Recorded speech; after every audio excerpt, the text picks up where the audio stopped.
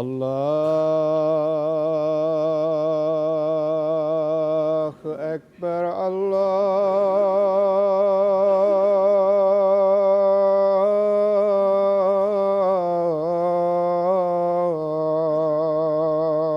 اکبر اللہ اکبر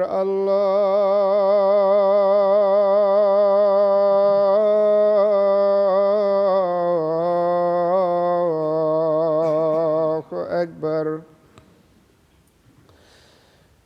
اشہد ان لا الہ الا اللہ اشہد ان لا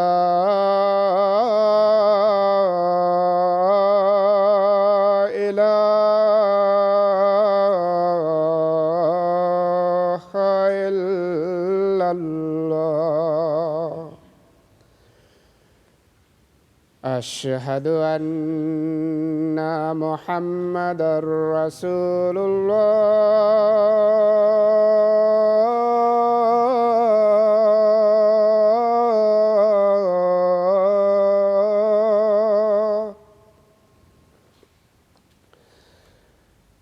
أشهد أن محمدًا رسول الله حي على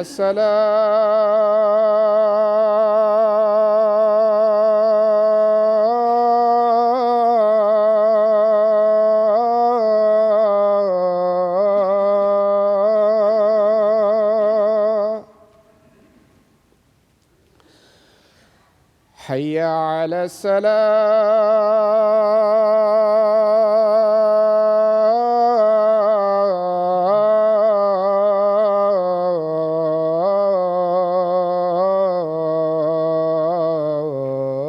الصلاة حي على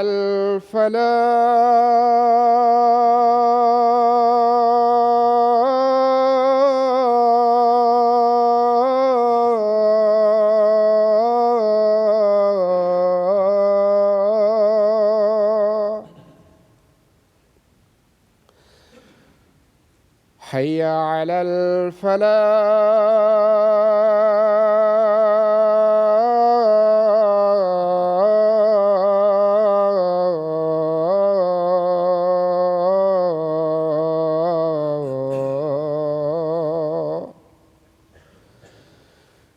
الله أكبر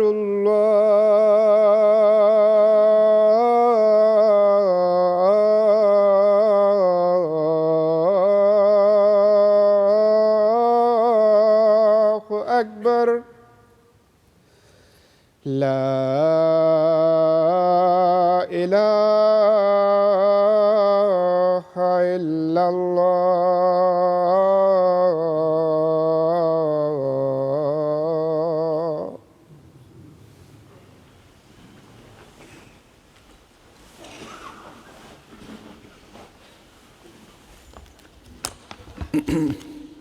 السلام علیکم ورحمۃ اللہ.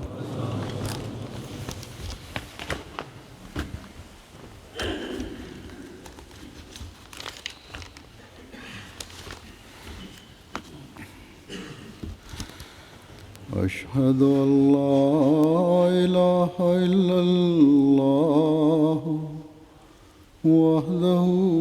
لا شريك له وأشهد أن محمدًا عبده ورسوله. أما بعد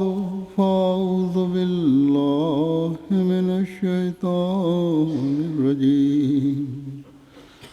بسم الله الرحمن الرحيم الحمد لله رب العالمين الرحمن الرحيم مالك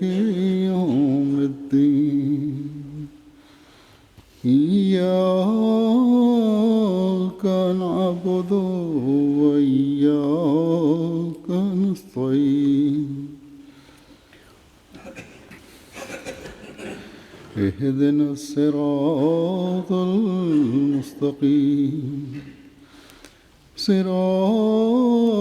الذين أنعمت عليهم غير المغضوب عليهم ولا الضالين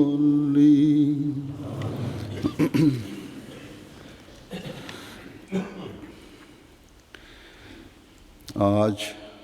جماعت احمدیہ کے لیے انتہائی خوشی اور برکت کا دن ہے، جس میں جمعے کی برکات بھی شامل ہو گئی ہیں،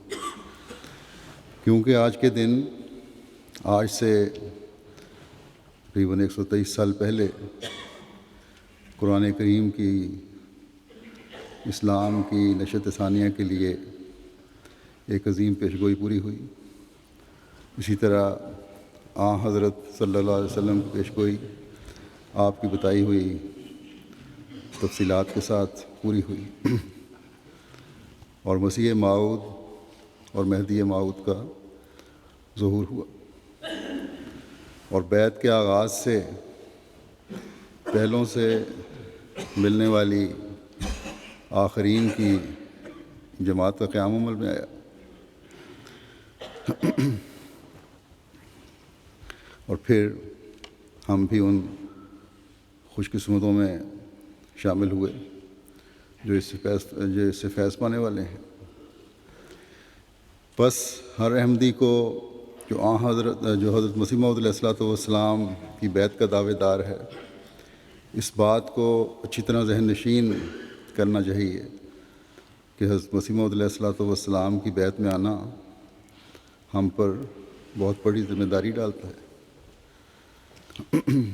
اسلام کی نشت ثانیہ کا کام جو حضرت مسیح موعود علیہ السلام کے ذریعے شروع ہوا، وہ آپ کے ماننے والوں پر بھی اپنے اندر ایک انقلاب پیدا کرنے کا تقاضا کرتا ہے، تاکہ ہم ان برکات سے حصہ پاتے رہیں جو حضرت مسیح موعود علیہ السلام کے ساتھ وابستہ ہیں۔ بس ہر سال جب 23 مارچ کا دن آتا ہے تو ہم احمدیوں کو صرف اس بات پر خوش نہیں ہو جانا چاہیے کہ آج ہم نے یوم مسیح موعود منانا ہے، یا الحمدللہ ہم اس جماعت میں شامل ہو گئے ہیں۔ جماعت کے آغاز کی تاریخ اور حضرت مسیح موعود علیہ السلام کے دعوے سے ہم نے آگاہی حاصل کر لی ہے، اتنا کافی نہیں ہے، یا جلسے منعقد کر لیے ہیں، یہی سب کچھ نہیں ہے، بلکہ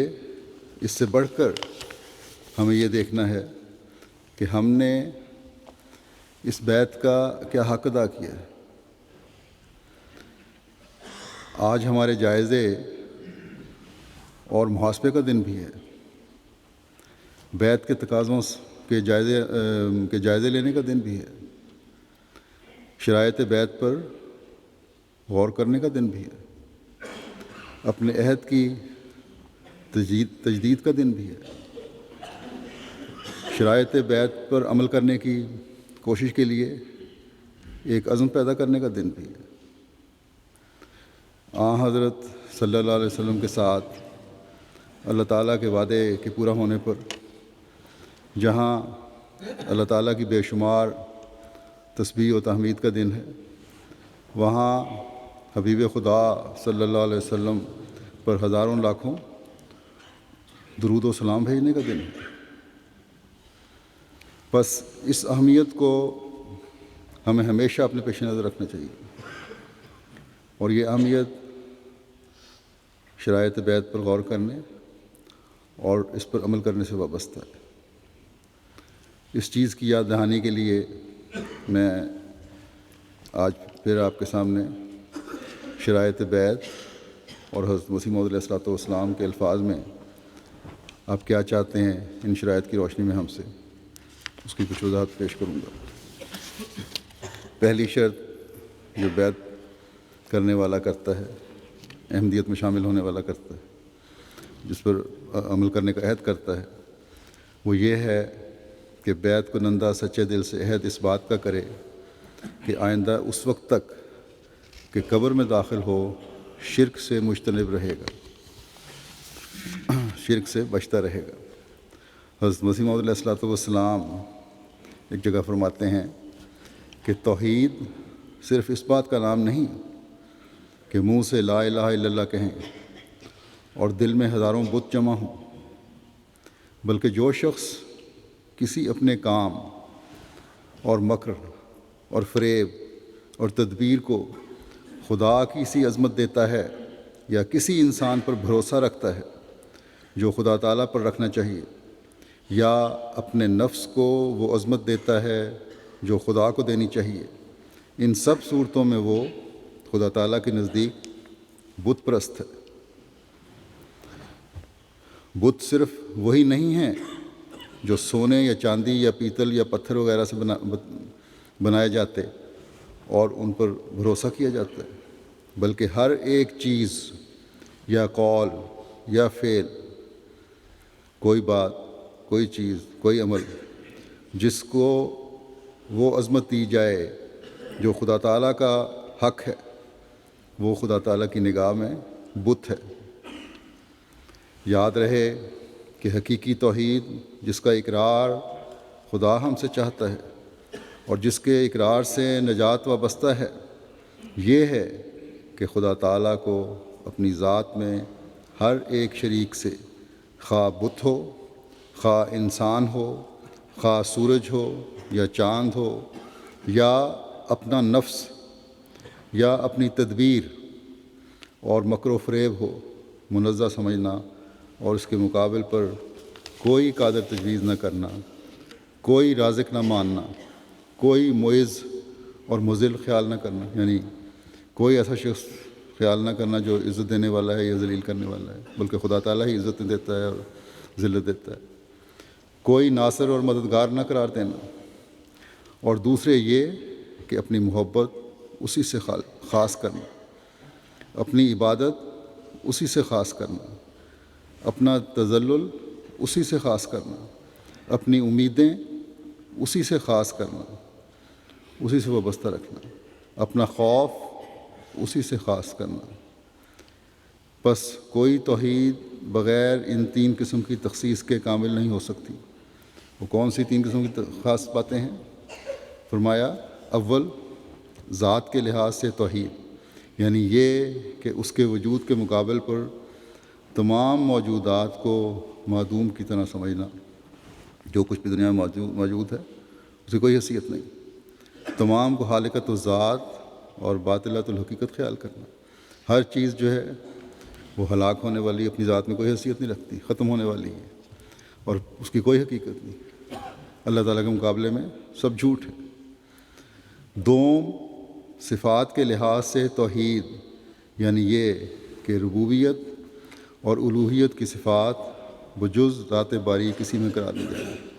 کہ رب صرف ہمارا خدا ہے، وہی ہمارا پالنے والا ہے، اور وہی ہے جس کو خدائی طاقت حاصل ہے، جو تمام طاقتوں کا سرچشمہ اور منبع ہے، اور جو فرمایا، اور جو بظاہر رب الانواع یا فیض رسان نظر آتے ہیں، یا مختلف قسم کے جو پالنے والے نظر آتے ہیں یا جن سے ہم فائدہ اٹھاتے ہیں، یہ اسی کے ہاتھ کا ایک نظام یقین کرنا۔ یہ سب لوگ بھی جن سے بھی فائدہ دنیا میں مل رہا ہے ہمیں، یہ اللہ تعالیٰ کی وجہ سے ہی مل رہا ہے، اللہ تعالیٰ کے نظام کا ایک حصہ ہے۔ تیسرے، اپنی محبت اور صدق اور صفا کے لحاظ سے توحید یعنی محبت وغیرہ شعار عبودیت میں دوسرے کو خدا تعالیٰ کا شریک نہ گرداننا اور اسی میں کھوئے جانا، عبادت صرف اور صرف اللہ تعالیٰ کی۔ پھر دوسری شرط ہے بیعت کی، یہ کہ جھوٹ اور زنا اور بد نظری اور ہر ایک فسق و فجور اور ظلم اور خیانت اور فساد اور بغاوت کے طریقوں سے بچتا رہے گا اور نفسانی جوشوں کے وقت ان کا مغلوب نہیں ہوگا، اگرچہ ایک ایسا ہی جذبہ پیش آئے۔ حضرت مسیح موعود علیہ السلام فرماتے ہیں، سو اصل حقیقت یہ ہے کہ جب تک انسان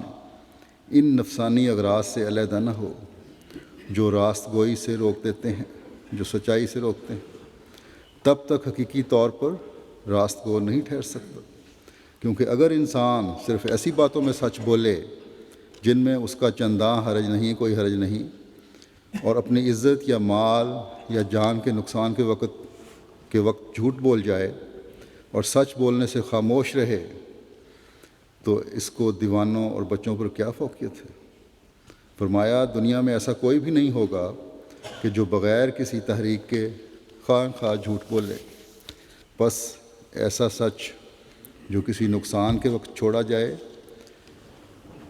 حقیقی اخلاق میں ہرگز داخل نہیں ہوگا۔ سچ کے بولنے کا بڑا بھاری محل اور موقع وہی ہے جس میں اپنی جان یا مال یا آبرو کا اندیشہ ہو۔ اس میں خدا کی تعلیم یہ ہے کہ فاجتنبوا الرجس من الاوثان واجتنبوا قول الزور ولا یاب الشہداء اذا ما دعوا ولا تکتموا الشہادۃ ومن یکتمها فإنہ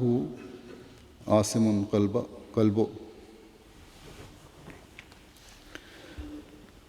وَإِذَا قُلْتُمْ فَعْدِلُوا وَلَوْ كَانَ ذَا قُرْبَىٰ كُونُوا قَوَّامِينَ بِالْقِسْطِ شُهَدَاءَ لِلَّهِ وَلَوْ عَلَىٰ أَنفُسِكُمْ أَوِ الْوَالِدَيْنِ وَالْأَقْرَبِينَ وَلَا يَجْرِمَنَّكُمْ شَنَآنُ قَوْمٍ عَلَىٰ أَلَّا تَعْدِلُوا وَالصَّادِقِينَ وَالصَّادِقَاتِ وَتَوَاصَوْا بِالْحَقِّ وَتَوَاصَوْا بِالصَّبْرِ لا یشہدون الزور۔ اس کے ترجمے میں آپ فرماتے ہیں کہ بتوں کی پرستش اور جھوٹ بولنے سے پرہیز کرو، یعنی جھوٹ بھی ایک بت ہے جس پر بھروسہ کرنے والا خدا کا بھروسہ چھوڑ دیتا ہے، سو جھوٹ بولنے سے خدا بھی ہاتھ سے جاتا ہے۔ اور پھر فرمایا کہ جب تم سچی گواہی کے لیے بلائے جاؤ تو جانے سے انکار مت کرو اور سچی گواہی کو مت چھپاؤ، اور جو چھپائے گا اس کا دل گناہ گار ہے۔ اور جب تم بولو تو وہی بات منہ پر لاؤ جو سراسر سچ اور عدالت کی بات ہے، انصاف کی بات ہے، اگرچہ تم اپنے کسی قریبی پر گواہی دو، حق اور انصاف پر قائم ہو جاؤ، اور چاہیے کہ ہر ایک گواہی تمہاری خدا کے لیے ہو۔ جھوٹ مت بولو، اگر سچ بولنے سے تمہاری جانوں کو نقصان پہنچے یا اس سے تمہارے ماں باپ کو ضرر پہنچے یا اور قریبیوں کو جیسے بیٹے وغیرہ کو، اور چاہیے کہ کسی قوم کی دشمنی تمہیں سچی گواہی سے نہ روکے۔ سچے مرد اور سچی عورتیں بڑے بڑے اجر پائیں گے۔ ان کی عادت ہے کہ اوروں کو بھی سچ کی نصیحت دیتے ہیں اور جھوٹوں کی مجلسوں میں نہیں بیٹھتے۔ پھر آپ اس کے بارے میں مزید فرماتے ہیں کہ اس دوسری شرط میں بہت ساری باتیں شامل ہیں۔ فرمایا کہ زنا کے قریب مت جاؤ، یعنی ایسی تقریبوں سے دور رہو جن سے یہ خیال بھی دل میں پیدا ہو سکتا ہے، اور ان راہوں کو اختیار نہ کرو جن سے اس گناہ کے وقوع کا اندیشہ ہو۔ جو زنا کرتا ہے وہ بدی کو انتہا تک پہنچا دیتا ہے۔ آج کل جو ٹی وی پروگرام ہیں، بعض چینل ہیں، بعض انٹرنیٹ کے پہ آتے ہیں، یہ سب ایسی چیزیں ہیں جو ان برائیوں کی طرف لے جانے والی ہیں۔ نظر کا بھی ایک زنا ہے، اس سے بھی بچنا چاہیے۔ ہر ایسی چیز جو برائیوں کی طرف لے جانے والی ہے وہ اس سے فرمایا کہ بچو۔ فرمایا کہ زنا کی راہ بہت بری ہے، یعنی منزل مقصود سے روکتی ہے اور تمہاری آخری منزل کے لیے سخت خطرناک ہے۔ تمہاری منزل مقصود کیا ہونی چاہیے؟ اللہ تعالیٰ کی رضا، اور یہی آخری منزل ہے، اور اس کے راستے میں یہ روک بنتی چیز۔ پھر اسی دوسری شرط کے جو دوسری باتیں ہیں، بد نظری ہے اس میں مثلا، اس کے بارے میں فرمایا قرآن شریف نے جو کہ انسان کی فطرت کے تقاضوں اور کمزوریوں کو مد نظر رکھ کر حسب حال تعلیم دیتا ہے، کیا عمدہ مسلک اختیار کیا ہے۔ قل للمؤمنین یغضوا من ابصارہم ویحفظوا فروجہم ذالک ازکی لہم، کہ تو ایمان والوں کو کہہ دے کہ وہ اپنی نگاہوں کو نیچا رکھیں اور اپنے سوراخوں کی حفاظت کریں، یہ وہ عمل ہے جس سے ان کے نفوس کا تزکیہ ہوگا۔ فروج سے مراد صرف شرمگاہ ہی نہیں بلکہ ہر ایک سوراخ ہے جس میں کان وغیرہ بھی شامل ہیں، اور ان میں اس امر کی مخالفت کی گئی ہے کہ غیر محرم عورت کا راگ وغیرہ بھی سنا جائے۔ پھر یاد رکھو کہ ہزار تجارب سے یہ بات ثابت شدہ ہے کہ جن باتوں سے اللہ تعالیٰ روکتا ہے آخر کار انسان کو ان سے رکنا ہی پڑتا ہے۔ پھر آپ مزید فرماتے ہیں، اسلام نے شرائط پابندی ہر دو عورتوں اور مردوں کے واسطے لازم کیے ہیں۔ پردہ کرنے کا حکم جیسا کہ عورتوں کو ہے، مردوں کو بھی ویسا ہی تاکیدی حکم ہے۔ غض بصر کا، نماز، روزہ، زکوٰۃ، حج، حلال و حرام کا امتیاز، خدا تعالیٰ کے احکام کے مقابلے میں اپنی عادات، رسم و رواج کو ترک کرنا وغیرہ وغیرہ ایسی پابندیاں ہیں جن سے اسلام کا دروازہ نہایت ہی تنگ ہے، اور یہی وجہ ہے کہ ہر ایک شخص اس دروازے میں داخل نہیں ہو سکتا۔ فسق و فجور سے بچنے کے لیے آپ فرماتے ہیں، جب یہ فسق و فجور میں حد سے نکلنے لگے اور خدا کے یعنی مسلمانوں کے لوگ یا دوسرے مذہب کے لوگ اور خدا کے احکام کی حد تک اور شاعر اللہ سے نفرت ان میں آ گئی اور دنیا ان کی زیب و زینت میں ہی گم ہو گئے، تو اللہ تعالیٰ نے ان کو بھی اسی طرح، یہ مسلمانوں کا ذکر میں فرمایا، اسی طرح ہلاکو، چنگیز خان وغیرہ سے برباد کروایا۔ لکھا ہے کہ اس وقت یہ آسمان سے آواز آتی تھی، ایھا الکفارو اقتلوا الفجار، یعنی اے کافرو فاجروں کو قتل کرو۔ غرض فاسق فاجر انسان خدا کی نظر میں کافر سے بھی ذلیل اور قابل نفرین ہے۔ پھر فساد سے بچنے کے بارے میں آپ فرماتے ہیں، تمہیں چاہیے کہ وہ لوگ جو محض اس وجہ سے تمہیں چھوڑتے اور تم سے الگ ہوتے ہیں کہ تم نے خدا تعالیٰ کے قائم کردہ سلسلے میں شمولیت اختیار کر لی ہے، ان سے دنگا یا فساد مت کرو، بلکہ ان کے لیے غائبانہ دعا کرو کہ اللہ تعالیٰ ان کو بھی وہ بصیرت اور معرفت عطا کرے جو اس نے اپنے فضل سے تمہیں دی ہے۔ تم اپنے پاک نمونے اور عمدہ چال چلن سے ثابت کر دکھاؤ کہ تم نے اچھی راہ اختیار کی ہے۔ دیکھو میں اس امر کے لیے مامور ہوں کہ تمہیں بار بار ہدایت کروں کہ ہر قسم کے فساد اور ہنگامے کی جگہ سے بچتے رہو، اور گالیاں سن کر بھی صبر کرو۔ بدی کا جواب نیکی سے دو، اور کوئی فساد کرنے پر آمادہ ہو تو بہتر ہے کہ تم ایسی جگہ سے کھسک جاؤ اور نرمی سے جواب دو۔ جب میں یہ سنتا ہوں کہ فلاں شخص اس جماعت کا ہو کر کسی سے لڑا ہے، اس طریق کو میں ہرگز پسند نہیں کرتا، اور خدا تعالیٰ بھی نہیں چاہتا کہ وہ جماعت جو دنیا میں ایک نمونہ ٹھہرے گی وہ ایسی راہ اختیار کرے جو تقویٰ کی راہ نہیں ہے۔ بلکہ میں تمہیں یہ بھی بتا دیتا ہوں کہ اللہ تعالیٰ یہاں تک اس امر کی تائید کرتا ہے کہ اگر کوئی شخص اس جماعت میں ہو کر صبر اور برداشت سے کام نہیں لیتا تو وہ یاد رکھے کہ وہ اس جماعت میں داخل نہیں ہے۔ نہایت کار اشتعال اور جوش کی یہ وجہ ہو سکتی ہے۔ اپنے بارے میں فرماتے ہیں کہ مجھے لوگ گندی گالیاں دیں، مجھے گندی گالیاں دی جاتی ہیں، تو اس معاملے کو خدا کے سپرد کر دو، تم اس کا فیصلہ نہیں کر سکتے، میرا معاملہ خدا پر چھوڑ دو، تم ان گالیوں کو سن کر بھی صبر اور برداشت سے کام لو دشمنوں کے مقابلے میں۔ اور یہی پاکستان میں احمدیوں کو بار بار کہا جاتا ہے، کیونکہ وہاں اب انتہا کر دی ہے غلیظ قسم کی گالیوں کی لوگوں نے جو حضرت مسیح علیہ السلام کو دیتے ہیں۔ اور اس کا صرف حل یہی ہے کہ دعائیں کی جائیں، اور بہت دعائیں کی جائیں۔ پھر آپ نفسانی جوشوں سے بچنے کے لیے فرماتے ہیں وہ بات مانو جس پر عقل اور کانشس کی گواہی ہے، اور خدا کی کتابیں اس پر اتفاق رکھتی ہیں۔ فرمایا زنا نہ کرو، جھوٹ نہ بولو اور بد نظری نہ کرو، اور ہر ایک فسق اور فجور اور ظلم اور خیانت اور فساد اور بغاوت کی راہوں سے بچو، اور نفسانی جوشوں سے مغلوب مت ہو، اور 5 وقت نماز ادا کرو کہ انسانی فطرت پر 5 طور پر ہی انقلاب آتے ہیں، اور اپنے نبی کریم کے شکر گزار رہو، اس پر درود بھیجو، کیونکہ وہی ہے جس نے تاریکی کے زمانے کے بعد نئے سرے خدا شناسی کی راہ سکھلائی۔ پھر تیسری شرط بیعت کی یہ کہ بلا ناغہ 5 وقتہ نماز موافق حکم خدا اور رسول کے ادا کرتا رہے گا، اور حت الوسع نماز تہجد کے پڑھنے اور اپنے نبی کریم صلی اللہ علیہ وسلم پر درود بھیجنے اور ہر روز اپنے گناہوں کی معافی مانگنے اور استغفار کرنے میں مداومت اختیار کرے گا، باقاعدگی رکھے گا، اور دلی محبت سے خدا تعالیٰ کے احسانوں کو یاد کر کے اس کی حمد اور تعریف کو اپنا ہر روزہ ورد بنائے گا۔ حضرت مسیح علیہ السلام فرماتے ہیں کہ اے وہ تمام لوگو اپنے تئیں میری جماعت میں شمار کرتے ہو، آسمان پر تم اس وقت میری جماعت شمار کیے جاؤ گے جب سچ مچ تقویٰ کی راہوں پر قدم مارو گے۔ سو اپنی 5 وقتہ نمازوں کو ایسے خوف اور حضور سے ادا کرو کہ گویا تم خدا تعالیٰ کو دیکھتے ہو، اور اپنے روزوں کو خدا کے لیے صدق کے ساتھ پورے کرو۔ ہر ایک جو زکوٰۃ کے لائق ہے وہ زکوٰۃ دے، اور جس پر حج فرض ہو چکا ہے اور کوئی معنی نہیں وہ حج کرے۔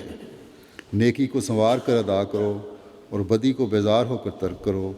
یقیناً یاد رکھو کہ کوئی عمل خدا تک نہیں پہنچ سکتا جو تقویٰ سے خالی ہے۔ ہر ایک نیکی کی جڑ تقویٰ ہے، جس عمل میں یہ جڑ نہیں ہوگی وہ عمل بھی جس عمل میں یہ جڑ ضائع نہیں ہوگی وہ عمل بھی ضائع نہیں ہوگا۔ پھر آپ فرماتے ہیں کہ نماز ایسی شے ہے کہ اس کے ذریعے سے آسمان انسان پر جھک پڑتا ہے۔ نماز کا حق ادا یعنی اللہ تعالیٰ بہت قریب آ جاتا ہے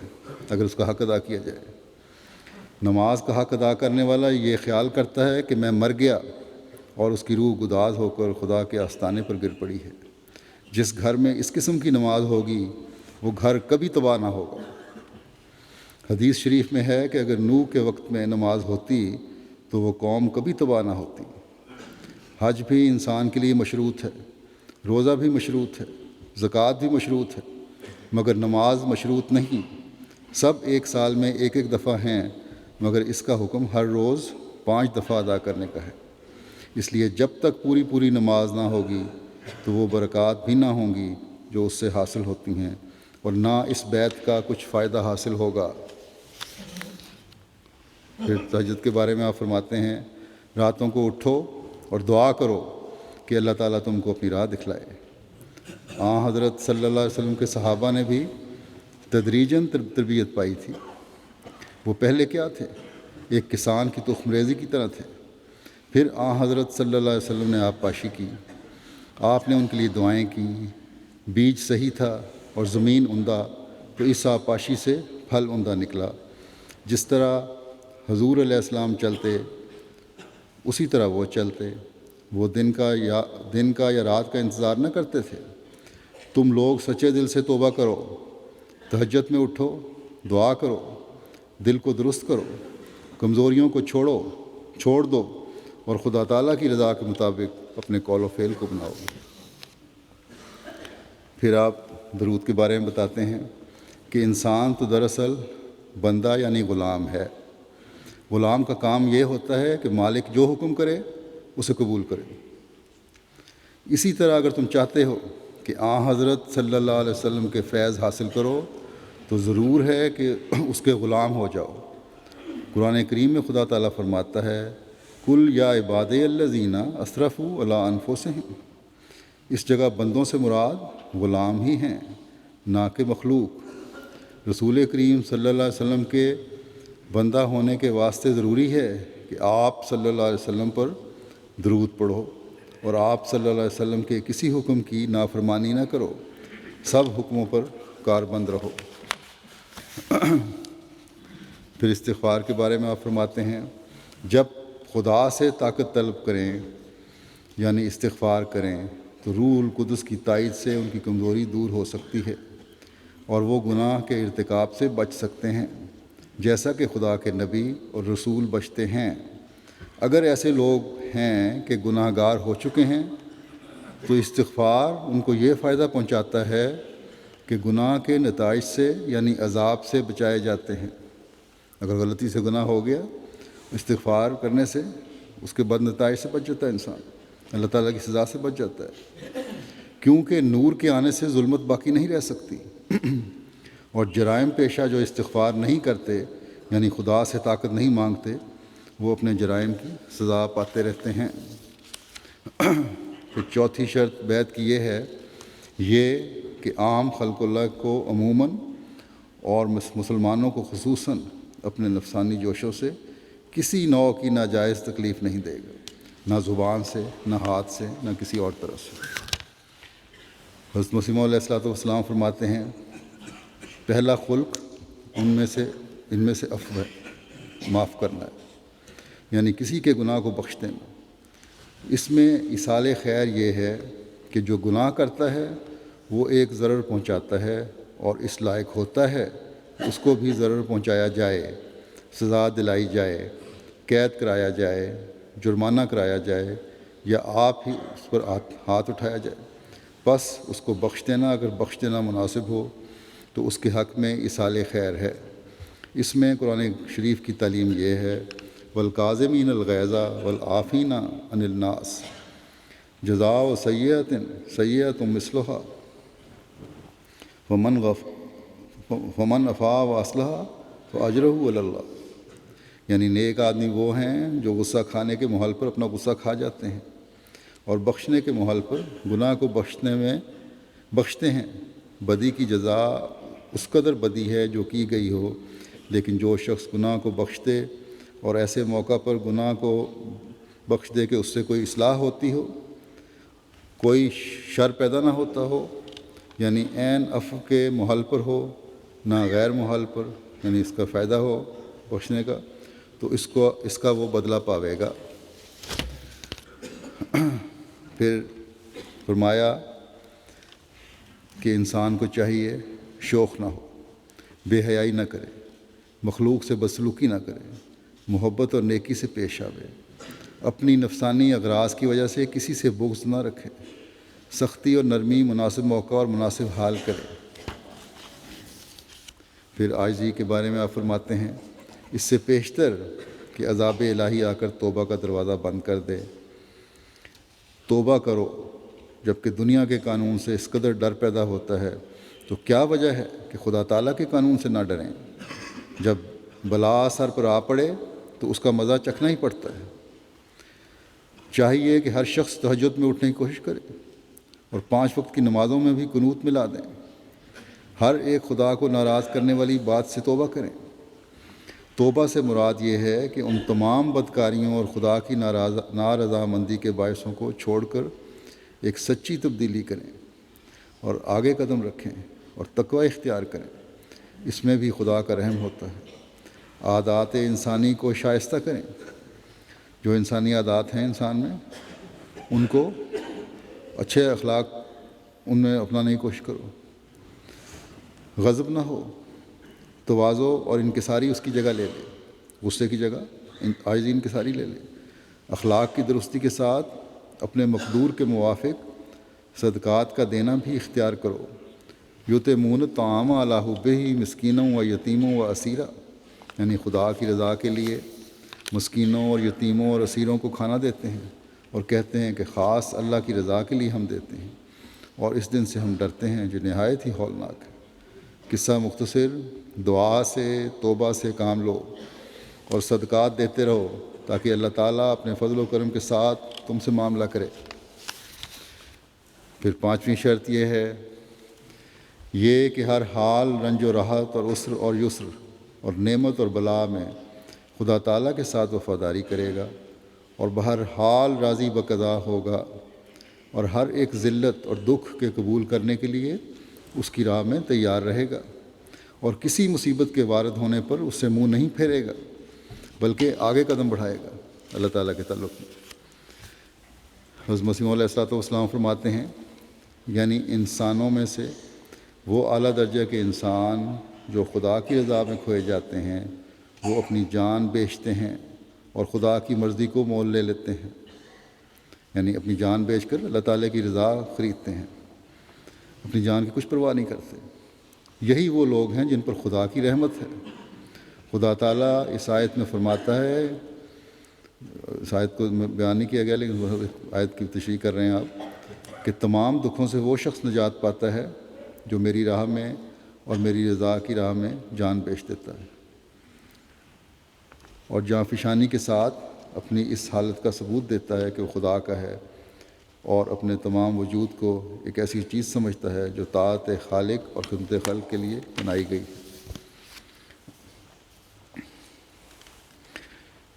پھر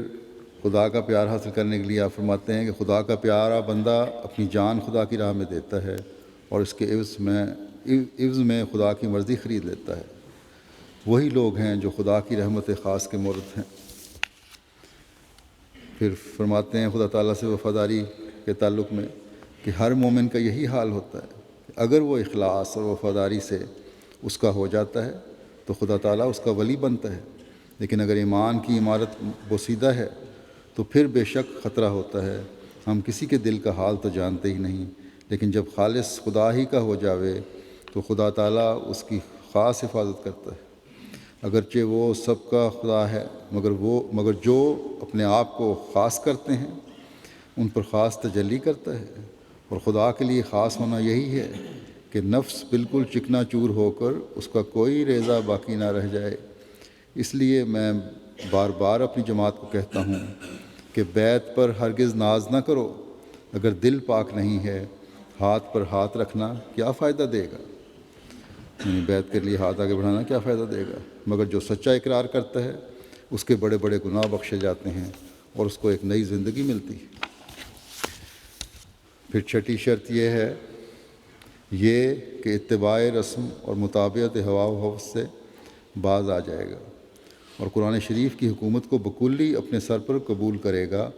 اور قال اللہ اور قال الرسول کو اپنے ہر یک راہ میں دستور العمل قرار دے گا۔ حضرت مسیح علیہ الصلوۃ والسلام فرماتے ہیں اس ضمن میں، اس سے پہلے میں ایک حدیث پیش کرتا ہوں۔ ایک حدیث میں آیا ہے، حضرت عمر بن عوف بیان کرتے ہیں کہ حضرت صلی اللہ علیہ وسلم نے فرمایا کہ جو شخص میری سنتوں میں سے کسی سنت کو اس طور پر زندہ کرے گا، یہ قال الرسول کی بات ہو رہی ہے،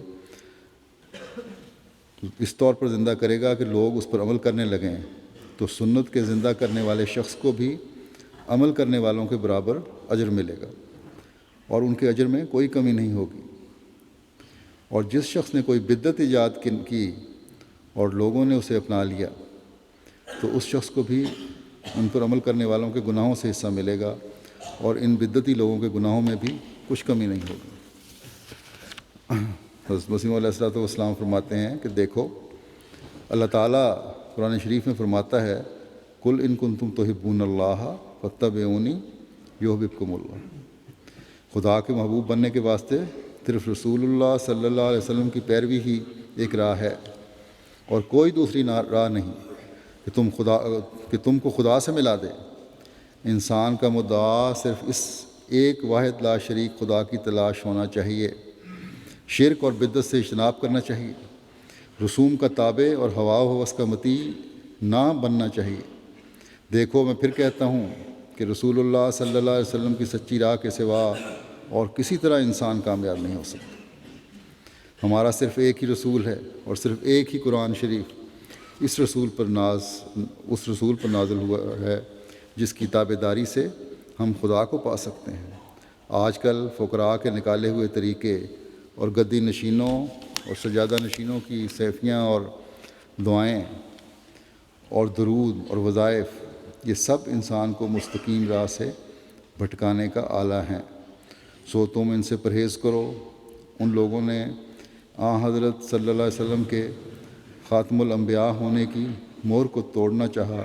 گویا اپنی الگ ایک شریعت بنا لی ہے۔ تم یاد رکھو کہ قرآن شریف اور رسول اللہ صلی اللہ علیہ وسلم کے فرمان کی پیروی اور نماز، روزہ وغیرہ جو مسنون طریقے ہیں، ان کے سوا خدا کے فضل اور برکات کے دروازے کھولنے کی اور کوئی کنجی ہے ہی نہیں۔ بھلا بھولا ہوا ہے وہ جو ان راہوں کو چھوڑ کر کوئی نئی راہ نکالتا ہے۔ ناکام مرے گا وہ جو اللہ اور اس کے رسول کے فرمودہ کا تابع دار نہیں، بلکہ اور راہوں سے اسے تلاش کرتا ہے۔ پھر 7ویں شرط یہ ہے کہ تکبر اور نخوت کو بکلی چھوڑ دے گا اور فروتنی اور عاجزی اور خوش خلقی اور حلیمی اور مسکینی سے زندگی بسر کرے گا۔ تکبر کے بارے میں حضرت مسیح علیہ السلام فرماتے ہیں کہ میں سچ سچ کہتا ہوں کہ قیامت کے دن شرک کے بعد تکبر جیسی اور کوئی بلا نہیں۔ یہ ایک ایسی بلا ہے جو دونوں جہان میں انسان کو رسوا کرتی ہے۔ خدا تعالیٰ کا رحم ہر ایک موحد کا تدارک کرتا ہے، مگر متکبر کا نہیں۔ اللہ تعالیٰ کا رحم جو بھی اللہ تعالیٰ کو ماننے والا ہے، اس کو واحد سمجھنے والا ہے، اس کی مدد کرتا ہے، اس کے گناہوں کو معاف کرتا ہے، لیکن تکبر کو اللہ تعالیٰ معاف نہیں کرتا۔ فرمایا کہ شیطان بھی موحد ہونے کا دم مارتا تھا، مگر چونکہ اس کے سر میں تکبر تھا اور آدم کو جو خدا تعالیٰ کی نظر میں پیارا تھا، جب اس نے توہین کی نظر سے دیکھا اور اس کی نکتہ چینی کی، اس لیے وہ مارا گیا اور توق لعنت اس کی گردن میں ڈالا گیا۔ سو پہلا گناہ جس سے ایک شخص ہمیشہ کے لیے ہلاک ہوا تکبر ہی تھا۔ فرماتے ہیں کہ اگر تمہارے کسی پہلو میں تکبر ہے یا ریا ہے یا خود پسندی ہے یا کسل ہے تو تم ایسی چیز نہیں ہو کہ قبول کے لائق ہو۔ ایسا نہ ہو کہ تم صرف چند باتوں کو لے کر اپنے تئیں دھوکہ دو کہ جو کچھ ہم نے کرنا تھا کر لیا، بیعت کر لی، یہ کافی ہے، کیونکہ خدا چاہتا ہے کہ تمہاری ہستی پر پورا انقلاب آوے، اور وہ تم سے ایک موت مانگتا ہے جس کے بعد وہ تمہیں زندہ کرے گا۔ پھر مسکینوں کے بارے میں آپ فرماتے ہیں کہ اگر اللہ تعالیٰ کو تلاش کرنا ہے تو مسکینوں کے دل کے پاس تلاش کرو۔ اسی لیے پیغمبروں نے مسکینی کا جامہ ہی پہن لیا تھا۔ اسی طرح چاہیے کہ بڑی قوم کے لوگ چھوٹی قوم کو ہنسی نہ کریں اور نہ کوئی یہ کہے کہ میرا خاندان بڑا ہے۔ اللہ تعالیٰ فرماتا ہے کہ تم میرے پاس جو آؤ گے تو یہ سوال نہ کروں گا کہ تمہاری قوم کیا ہے، بلکہ سوال یہ ہوگا کہ تمہارا عمل کیا ہے۔ اسی طرح پیغمبر خدا نے فرمایا ہے اپنی بیٹی سے کہ اے فاطمہ، خدا تعالیٰ ذات کو نہیں پوچھے گا، اگر تم کوئی برا کام کرو گی تو خدا تعالیٰ تم سے اس واسطے درگزر نہ کرے گا کہ تم رسول کی بیٹی ہو، بس چاہیے کہ تم ہر وقت اپنا کام دیکھ کر کیا کرو۔ پھر 8ویں شرط یہ ہے کہ دین اور دین کی عزت اور ہمدردی اسلام کو اپنی جان اور اپنے مال اور اپنی عزت اور اپنی اولاد اور اپنے ہر یک عزیز سے زیادہ تر عزیز سمجھے گا۔ حضرت مسیح علیہ السلام فرماتے ہیں کہ اسلام کا زندہ ہونا ہم سے ایک فدیہ مانگتا ہے۔ وہ کیا ہے؟ ہمارا اسی راہ میں مرنا۔ یہی موت ہے جس پر اسلام کی زندگی ہے، مسلمانوں کی زندگی اور زندہ خدا کی تجلی موقوف ہے، اور یہی وہ چیز ہے جس کا دوسرے لفظوں میں اسلام نام ہے۔ اسی اسلام کا زندہ کرنا خدا تعالیٰ اب چاہتا ہے، اور ضرور تھا کہ وہ اس مہم عظیم کے روح برآ کرنے کے لیے ایک عظیم الشان کارخانہ جو ہر ایک پہلو سے مؤثر ہو اپنی طرف سے قائم کرتا۔ سو اس حکیم و قدیر نے اس عاجز کو اصلاح خلائق کے لیے بھیج کر ایسا ہی کیا ہے۔ بس آپ کا مقصد دنیا کی اصلاح کرنا ہے، اور ہم جو ماننے والے ہیں ہمیں ان باتوں پر غور کرنے کی ضرورت ہے۔ پھر 9ویں شرط یہ ہے کہ عام خلق اللہ کی ہمدردی میں محض للہ مشغول رہے گا، اور جہاں تک بس چل سکتا ہے اپنی خدا داد طاقتوں اور نعمتوں سے بنی نوع کو فائدہ پہنچائے گا۔ حضرت مسیح موعود علیہ السلام فرماتے ہیں کہ یاد رکھو کہ خدا تعالیٰ نیکی کو بہت پسند کرتا ہے اور وہ چاہتا ہے کہ اس کی مخلوق سے ہمدردی کی جاوے۔ اگر وہ بدی کو پسند کرتا تو بدی کی تاکید کرتا، مگر اللہ تعالیٰ کی شان اس سے پاک ہے، سبحانہ تعالیٰ شانہ۔ بس تم جو میرے ساتھ تعلق رکھتے ہو، یاد رکھو کہ تم ہر شخص سے، خواہ وہ کسی مذہب کا ہو، ہمدردی کرو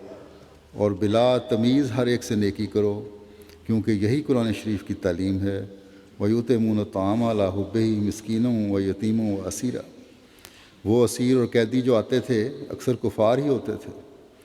اب دیکھ لو کہ اسلام کی ہمدردی کی انتہا کیا ہے۔ میری رائے میں کامل اخلاقی تعلیم بجز اسلام کے اور کسی کو نصیب ہے ہی نہیں۔ پھر آپ فرماتے ہیں مجھے بہت ہی رنج ہوتا ہے جب میں آئے دن یہ دیکھتا اور سنتا ہوں کہ کسی سے یہ سرزد ہوا اور کسی سے وہ۔ میری طبیعت ان باتوں سے خوش نہیں ہوتی۔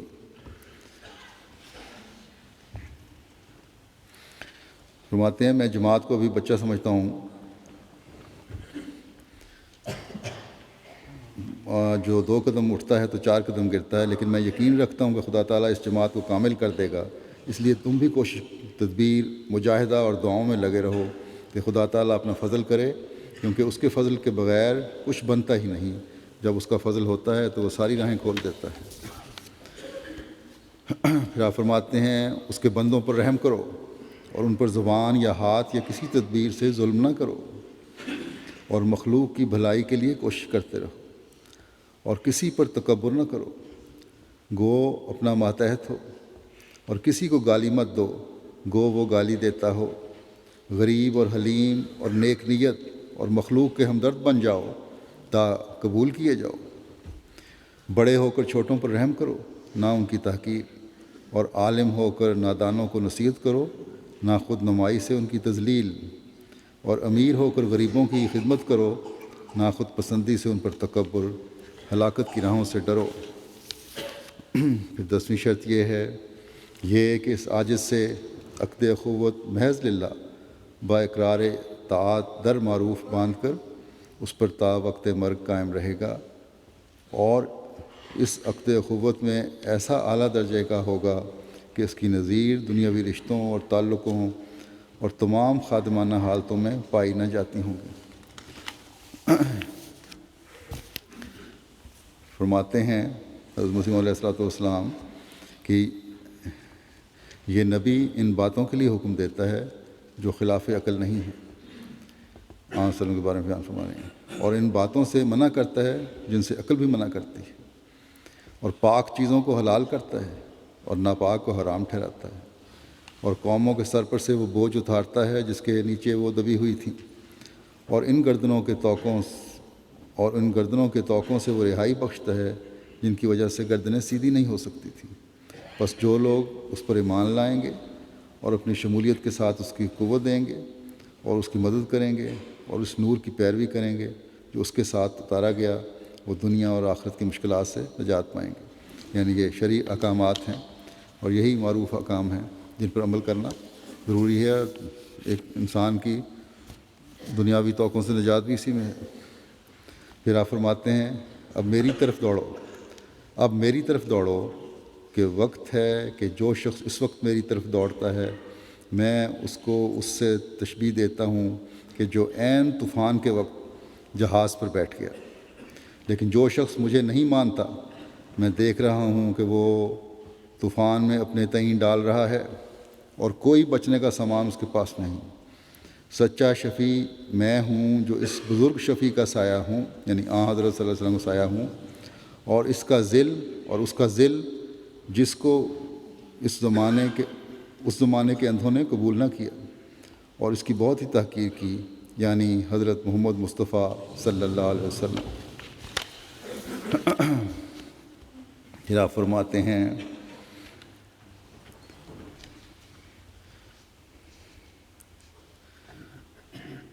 اور تم، اب ہمیں نصیحت کرتے ہوئے آخر میں بیان ہے،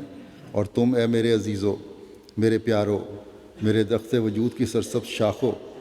جو خدا تعالیٰ کی رحمت سے جو تم پر ہے میرے سلسلہ بیت میں داخل ہو اور اپنی زندگی، اپنا آرام، اپنا مال اس راہ میں فدا کر رہے ہو۔ پھر فرماتے ہیں اس بارے میں کہ کون عزیز ہیں؟ فرمایا کہ میرا دوست کون ہے اور میرا عزیز کون ہے؟ وہی جو مجھے پہچانتا ہے۔ مجھے کون پہچانتا ہے؟ صرف وہی جو مجھ پر یقین رکھتا ہے کہ میں بھیجا گیا ہوں اور مجھے اس طرح قبول کرتا ہے جس طرح وہ لوگ قبول کیے جاتے ہیں جو بھیجے گئے ہوں۔ دنیا مجھے قبول نہیں کر سکتی کیونکہ میں دنیا میں سے نہیں ہوں، مگر جن کی فطرت کو اس عالم کا حصہ دیا گیا ہے وہ مجھے قبول کرتے ہیں اور کریں گے۔ جو مجھے چھوڑتا ہے وہ اس کو چھوڑتا ہے جس نے مجھے بھیجا ہے، اور جو مجھ سے پیوند کرتا ہے وہ اس سے کرتا ہے جس کی طرف سے میں آیا ہوں۔ میرے ہاتھ میں ایک چراغ ہے، جو شخص میرے پاس آتا ہے ضرور وہ اس روشنی سے حصہ لے گا، مگر جو شخص وہم اور بدگمانی سے دور بھاگتا ہے وہ ظلمت میں ڈال دیا جائے گا۔ اس زمانے کا حسن حسین میں ہوں، مضبوط قلعہ میں ہوں، حفاظت میں رکھنے والا قلعہ میں ہوں۔ جو مجھ میں داخل ہوتا ہے وہ چوروں اور قزاقوں اور درندوں سے اپنی جان بچائے گا، مگر جو شخص میری دیواروں سے دور رہنا چاہتا ہے ہر طرف سے اس کو موت درپیش ہے اور اس کی لاش بھی سلامت نہیں رہے گی۔ مجھ میں کون داخل ہوتا ہے؟ وہی جو بدی کو چھوڑتا ہے اور نیکی کو اختیار کرتا ہے اور کجی کو چھوڑتا ہے اور راستی پر قدم مارتا ہے اور شیطان کی غلامی سے آزاد ہوتا ہے اور خدا تعالیٰ کا ایک بندہ مطیع بن جاتا ہے۔ ہر ایک جو ایسا کرتا ہے وہ مجھ میں ہے اور میں اس میں ہوں، مگر ایسا کرنے پر فقط وہی قادر ہوتا ہے جس کو خدا تعالیٰ نفس مزکی کے سائے میں ڈال دیتا ہے۔ تب وہ اس کے نفس کی دوزخ کے اندر اپنا پیر رکھ دیتا ہے تو وہ ایسا ٹھنڈا ہو جاتا ہے کہ گویا اس میں کبھی آگ نہیں تھی۔ ایک پاک انسان جب بنتا ہے، جب اس میں نفس کی دوزخ میں جب پاؤں رکھتا ہے، جو انسان کو نفس اپنے آپ کو پاک کرتا ہے اپنے نفس کو، تو پھر جتنے بھی نفس کی آگ تھی وہ اس کی ٹھنڈی ہو جاتی ہے۔ فرمایا جیسے کہ اس میں کوئی آگ تھی نہیں، تب وہ ترقی پر ترقی کرتا ہے اور یہاں تک کہ خدا تعالیٰ کی روح اس میں سکونت کرتی ہے اور ایک تجلی خاص کے ساتھ رب العالمین کا استواء اس کے دل پر ہوتا ہے، یعنی اللہ تعالیٰ اس کے دل پر اپنا عرش قائم کرتا ہے۔ تب پرانی انسانیت اس کی جل کر ایک نئی اور پاک انسانیت اس کو عطا کی جاتی ہے اور خدا تعالیٰ بھی ایک نیا خدا ہو کر نئے اور خاص طور پر اس سے تعلق پکڑتا ہے اور بہشتی زندگی کا تمام پاک سامان اسی عالم میں اس کو مل جاتا ہے۔ بس یہ وہ تعلیم اور خواہشات ہیں جس پر چلنے اور پورا کرنے کی حضرت مسیح موعود علیہ السلام نے ہم سے توقع کی ہے۔ حقیقی بیت کنندہ کا یہ معیار مقرر کیا ہے۔ بس آج کے دن ہمیں اپنے جائزے لینے کی ضرورت ہے کہ کیا ہم ان شرائط پر اپنی زندگیاں گزارنے کی کوشش کر رہے ہیں۔ اللہ تعالیٰ ہماری کمزوریوں اور غلطیوں کو معاف فرمائے، انہیں دور فرمائے اور ہمیں اپنے اندر پاک تبدیلیاں پیدا کرنے کی توفیق عطا فرمائے۔ اگر کوئی نیکیاں ہمارے اندر ہیں تو ان کے معیار پہلے سے بلند ہوتے چلے جائیں۔ اللہ تعالیٰ ان کو بلند کرنے کی ہمیں توفیق عطا فرمائے تاکہ ہم حضرت مسیح موعود علیہ السلام کی بیعت کے مقصد کو پورا کرنے والے بن سکیں۔ آج میں نے احتیاطاً رکھ لیے تھے کچھ نوٹس پاکستان کے حوالے سے۔ پاکستان میں بھی 23 مارچ کو یوم پاکستان منایا جا رہا ہے اور اس حوالے سے بھی پاکستانی احمدیوں کو میں کہوں گا کہ دعا کریں کہ جس دور سے آج کل ملک گزر رہا ہے وہ انتہائی خطرناک ہیں۔ اللہ تعالیٰ اس ملک کو بچائے، احمدیوں کی خاطر ہی اس کو بچائے، کیونکہ احمدیوں نے اس ملک کو بچانے کی خاطر بہت دعائیں کی ہیں، لیکن پھر بھی یہی کہا جاتا ہے۔ اس لیے چند اقتباسات بھی میں چند حقائق بھی میں پیش کروں گا کہ احمدی کس حد تک اس ملک کے بنانے میں اپنا کردار ادا کرتے رہے۔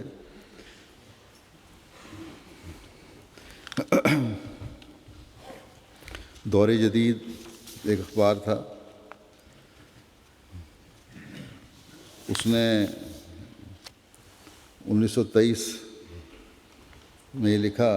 چودھری ظفر اللہ خان صاحب کے متعلق کہ پنجاب کونسل کے تمام مسلمانوں نے جو یقیناً مسلمانان پنجاب کے نمائندے کہلانے کا جائز حق رکھتے ہیں، جبکہ یہ ضرورت محسوس کی کہ پنجاب کی طرف سے ایک مستند نمائندہ انگلستان بھیجا جانا چاہیے، تو عالی جناب چودھری ظفر اللہ خان صاحب ہی کی ذات ستودہ صفات تھی جس پر ان کی نظر انتخاب پڑی۔ چنانچہ چودھری صاحب اپنا روپیہ صرف کر کے اور اس خوبی اور عمدگی سے حکومت برطانیہ اور سیاسین انگلستان کے روبرو یہ مسائل پیش کیے جس کے مدعا نہ صرف مسلمانان پنجاب ہوئے بلکہ حکومت بھی کافی حد تک متاثر ہوئی۔ یہ وہ واقعات ہیں اور وہ روشن حقائق ہیں جن سے کم از کم اخباری دنیا کا کوئی شخص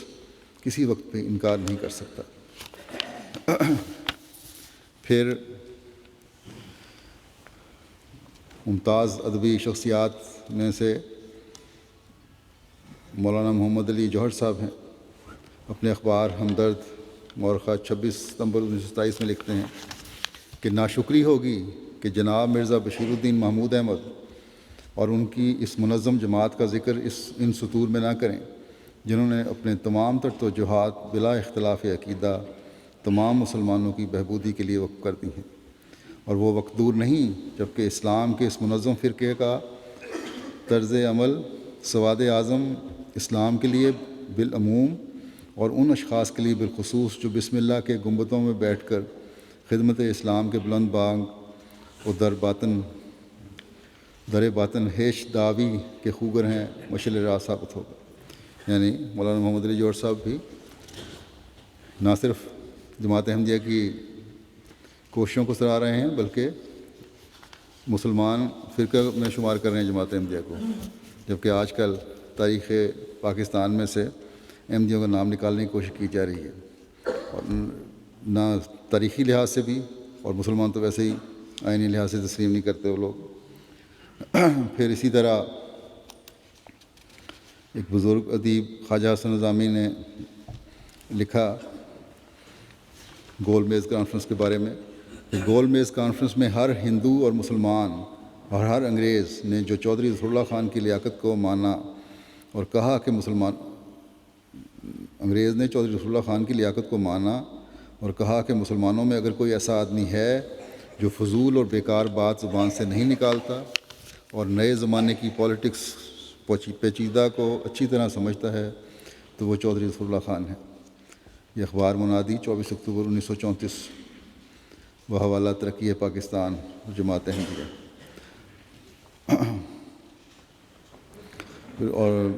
پھر ڈاکٹر عاشق حسین بٹالوی صاحب لکھتے ہیں کہ گول میز کانفرنس کے مسلمان مندوبین میں سے سب سے زیادہ کامیاب آغا خان اور چودھری ظفر اللہ خان ثابت ہوئے۔ یہ بھی ایک کتاب ہے اقبال کے آخری 2 سال، اور یہ بھی ناشر اقبال اکیڈمی پاکستان ہے۔ پھر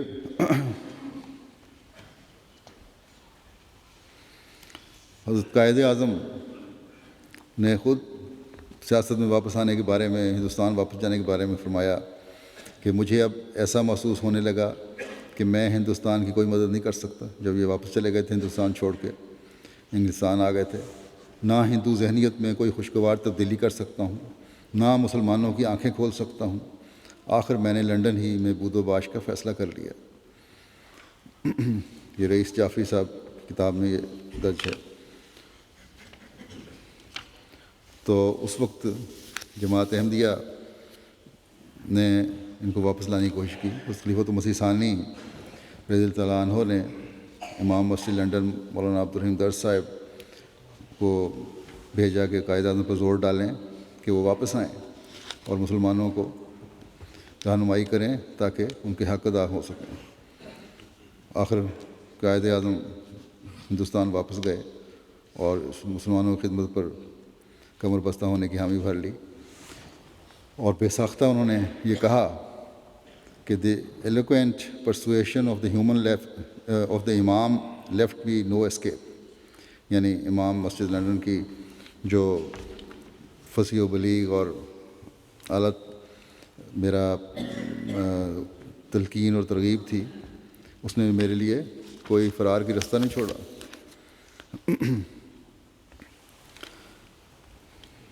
پھر مشہور صحافی جناب محمد شفیع جو میم شین کے نام سے مشہور ہیں، لکھتے ہیں کہ یہ مسٹر لیاقت علی خان اور مولانا عبدالرحیم درد امام لنڈن ہی تھے جنہوں نے مسٹر محمد علی جناح کو اس بات پر آمادہ کیا کہ وہ اپنا ارادہ بدلیں اور وطن واپس آ کر قومی سیاست میں اپنا کردار ادا کریں۔ اس کے نتیجے میں مسٹر جناح 1934 میں ہندوستان واپس آ گئے اور مرکزی اسمبلی کے انتخاب میں بلا مقابلہ منتخب ہوئے۔ پاکستان ٹائمز میں یہ درج حوالہ 1981 11 ستمبر میں۔ پھر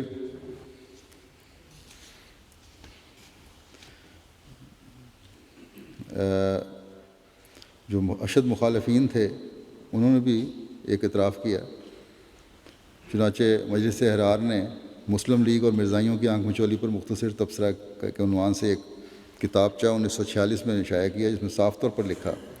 کہ مسٹر جناح نے کوئٹہ میں تقریر کی اور مرزا محمود کی پالیسی مسلم لیگ کی حمایت کرنے کا جو تھا اس کو سراہا۔ اس کے بعد جب سینٹرل وسطی کے الیکشن شروع ہوئے تو تمام مرزائیوں نے مسلم لیگ کو ووٹ دیے۔ مشہور اہل حدیث عالم مولوی میر ابراہیم سیال کوٹی اپنی کتاب پیغام ہدایت و تائید پاکستان اور مسلم لیگ میں لکھتے ہیں کہ احمدیوں کا اسلامی جھنڈے کے نیچے آ جانا اس بات کی دلیل ہے کہ واقعی مسلم لیگ ہی مسلمانوں کی واحد نمائندہ جماعت ہے۔ یعنی ان کے نزدیک احمدی مسلمان بھی ہیں اور پاکستان کے بڑا کردار ادا کیا ہے۔ پھر باؤنڈری کمیشن کے سامنے جو چودھری ظفر اللہ خان صاحب کی خدمات ہیں، ان کو حمید نظامی صاحب نوائے وقت کے بانی تھے، بڑی مدت بڑے الفاظ میں لکھتے ہیں۔ نوائے وقت آج کل تو جماعت کے خلاف بہت کچھ لکھتا رہتا ہے، ان کی پالیسی بدل گئی ہے کیونکہ دنیاوی فائدہ زیادہ دیکھنے لگ گئے ہیں یہ لوگ۔ لیکن بہرحال جناب حمید نظامی صاحب جو اس کے بانی تھے وہ لکھتے ہیں کہ حد بندی کمیشن کا اجلاس ختم ہوا، کوئی 4 دن سر محمد ظفر اللہ خان صاحب نے مسلمانوں کی طرف سے نہایت مدلل، نہایت فاضلانہ اور نہایت معقول بحث کی۔ کامیابی بخشنا خدا کے ہاتھ میں ہے، مگر جس خوبی اور قابلیت کے ساتھ سر محمد ظفر اللہ خان صاحب نے مسلمانوں کا کیس پیش کیا، اس سے مسلمانوں کو اتنا اطمینان ضرور ہو گیا کہ ان کی طرف سے حق و انصاف کی بات نہایت مناسب اور آسان طریقے سے ارباب اختیار تک پہنچا دی گئی ہے۔ سر ظفر اللہ خان صاحب کو کیس کی تیاری کے لیے بہت کم وقت ملا، مگر اپنے خلوص اور قابلیت کے باعث انہوں نے اپنا فرض بڑی خوبی کے ساتھ ادا کیا۔ ہمیں یقین ہے کہ پنجاب کے سارے مسلمان بلا لحاظ عقیدہ ان کے اس کام کے معترف اور شکر گزار ہوں گے۔ پھر جب 53 کے فسادات ہوئے ہیں، تحقیقاتی عدالت میں جو جماعت کے معاملہ پیش ہوا، جسٹس منیر بھی اس جج تھے، جسٹس لکھتے ہیں کہ احمدیوں کے خلاف معاندانہ اور بے بنیاد الزامات لگائے گئے ہیں کہ باؤنڈری کمیشن کے فیصلے میں ضلع گرداسپور اس لیے ہندوستان میں شامل کر دیا گیا کہ احمدیوں نے ایک خاص رویہ اختیار کیا اور چودھری ظفر اللہ خان نے، جنہیں قائد اعظم نے اس کمیشن کے سامنے مسلم لیگ کا کیس پیش کرنے پر مامور کیا تھا، خاص قسم کے دلائل پیش کیے۔ لیکن عدالت حاضہ کا صدر یعنی یہ جسٹس منیر جو اس کمیشن کا ممبر تھا اس وقت باؤنڈری کمیشن میں، یا چودھری ظفر اللہ خان صاحب کے ساتھ اس کو ممبر تھا، اس بہادرانہ جد و جہد پر تشکر و امتنان کا اظہار کرنا اپنا فرض سمجھتا ہے جو چودھری ظفر اللہ خان نے گرداسپور کے معاملے میں کی تھی۔ یہ حقیقت باؤنڈری کمیشن کے حکام کے کاغذات میں ظاہر و باہر ہے، اور جس شخص کو اس مسئلے سے دلچسپی ہو وہ شوق سے اس ریکارڈ کا معائنہ کر سکتا ہے۔ چودھری ظفر اللہ خان نے مسلمانوں کے لیے نہایت بے غرضانہ خدمات انجام دیں۔ ان کے باوجود بعض جماعتوں نے عدالتی تحقیقات میں ان کا ذکر جس انداز میں کیا ہے وہ شرمناک ناشکرپن کا ثبوت ہے، اور یہ شرمناک ناشکرپن اب بڑھتے چلا جا رہا ہے اکثر سیاسی جماعتوں میں، اور پھر جو ملک کی حالت ہے وہ بھی ظاہر و باہر ہے۔ اس لیے آج کے اس حوالے سے، اس دن کے حوالے سے پاکستانی اپنے ملک پاکستان کے لیے بہت دعائیں کریں، اللہ تعالیٰ اس کو اس تباہی سے بچائے جس کی طرف یہ بڑھتا چلا جا رہا ہے۔